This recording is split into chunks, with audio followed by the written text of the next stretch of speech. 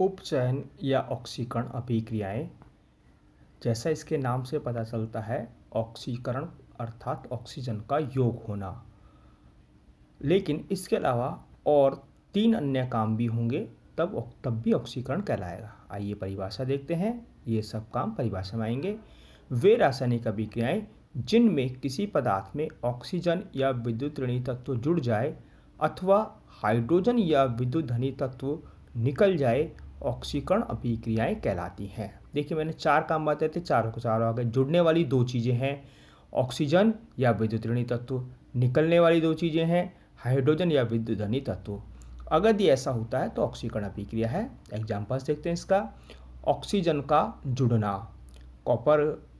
गर्म कॉपर के ऊपर जब ऑक्सीजन गैस प्रवाहित की जाती है तो उसके ऊपर एक काले रंग की परत आ जाती है।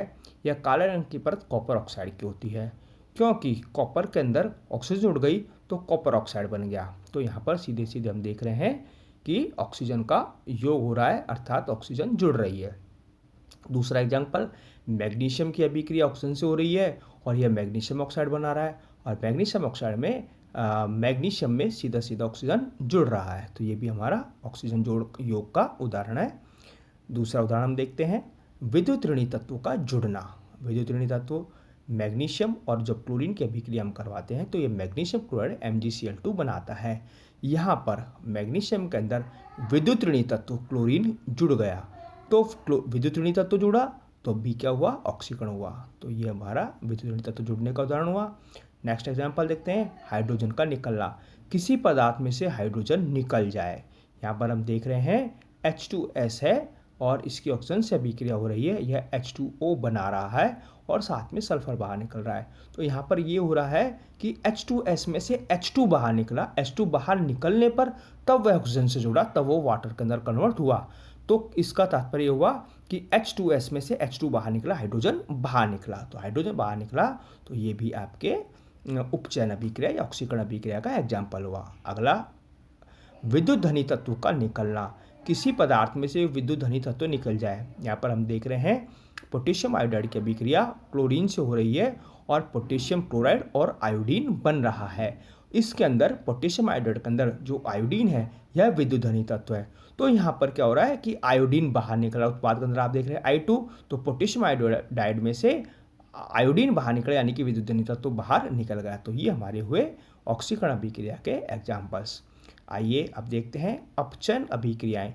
वे रासायनिक अभिक्रियाएं जिनमें किसी पदार्थ में हाइड्रोजन या विद्युत धनी तत्व जुड़ जाए अथवा ऑक्सीजन या विद्युत ऋणी तत्व निकल जाए, अपचयन या रिडक्शन केमिकल रिएक्शंस कहलाती हैं। देखिएगा, जो हमने ऑक्सीकरण की डेफिनेशन देखी थी या ऑक्सीकरण में जो काम हो रहे थे उसके उल्टे काम हो रहे हैं। वहाँ पर जुड़ने वाले जो पदार्थ थे वो ऑक्सीजन और विद्युत ऋणी तत्व थे। यहाँ पर जुड़ने वाले पदार्थ हैं हाइड्रोजन और विद्युत धनी।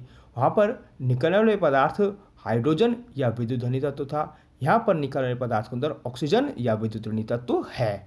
तो ये हमारी अपचयन की डेफिनेशन है। इसके एग्जाम्पल्स देखते हैं। हाइड्रोजन का जुड़ना, एथीन का हाइड्रोजनीकरण, यानी कि एथीन में हाइड्रोजन जुड़ना। यहाँ पर आप देख रहे हैं एथीन का सूत्र दिया हुआ है CH2CH2। तो यहाँ पर एथीन के अंदर 2 कार्बन और 4 हाइड्रोजन है और इसकी हाइड्रोजन जुड़ रहा है निकेल उत्प्रेरक की उपस्थिति में 473 केल्विन तापक्रम पर और 100 वायुमंडलीय दाब पर। तो आप देख रहे हैं एथेन बन रहा है उत्पाद के अंदर।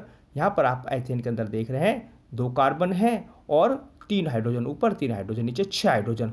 तो हाइड्रोजन जुड़ गया, हाइड्रोजन का योग हो गया। तो ये आपके अपचयन या रिडक्शन का एग्जाम्पल है। आइए दूसरा देखते हैं, विद्युत धनी तत्वों का जुड़ना। विद्युत धनी तत्वों का जुड़ना, यहाँ पर देखिएगा क्लोरीन है और क्लोरीन के अंदर मैग्नीशियम जुड़ा है। मैग्नीशियम विद्युत धनी तत्व है, तो यहाँ पर क्लोरीन में विद्युत धनी तत्व जुड़ा तो MgCl2 बना। तो विद्युत धनी तत्वों का योग हुआ है। अगला देखते हैं, ऑक्सीजन का निकलना। ऑक्सीजन निकल जाए तो यहाँ पर आप देख रहे हैं जो कॉपर ऑक्साइड है, पहले हमने ऑक्सीजन का योग देखा था ऑक्सीकरण अभिक्रिया के अंदर। उसका जो कॉपर ऑक्साइड बना था, वायु की उपस्थिति में कॉपर गर्म किया गया था, तो उसी कॉपर ऑक्साइड के ऊपर जब हम हाइड्रोजन गैस प्रवाहित करेंगे तो क्या होगा, उसका उल्टा काम हो जाएगा। अब ऑक्सीजन बाहर निकल जाएगा।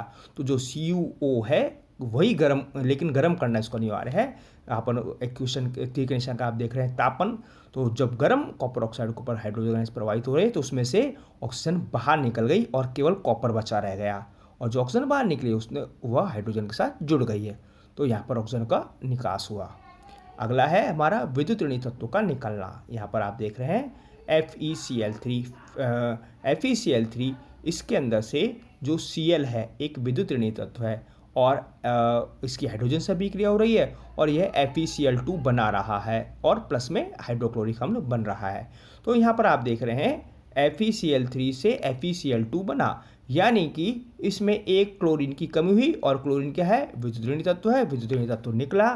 तो इस प्रकार से ये आपके अपचयन अभिक्रिया या रिडक्शन रिएक्शन संपन्न हुई। देखिएगा, आपको वीडियो के अंत में एक बात और मैं बता देता हूँ कि कभी कभी परीक्षा के अंदर, एग्जाम के अंदर जो प्रश्न पूछा जाता है वो कहता है कि हाइड्रोजन के जुड़ने के आधार पर अपचयन अभिक्रिया पता है, तो हमको केवल ये बताना है कि हाइड्रोजन जुड़ जाए किसी पदार्थ में तो अपचयन अभिक्रिया हुई। तो ऐसे ऑक्सीजन के जुड़ने के आधार पर पूछता है कि ऑक्सीजन के जुड़ने के आधार पर ऑक्सीकरण अभिक्रिया बताइए, तो हमको वही उदाहरण लेते हुए और ऑक्सीजन का जुड़ने के आधार पर हमको बताना है।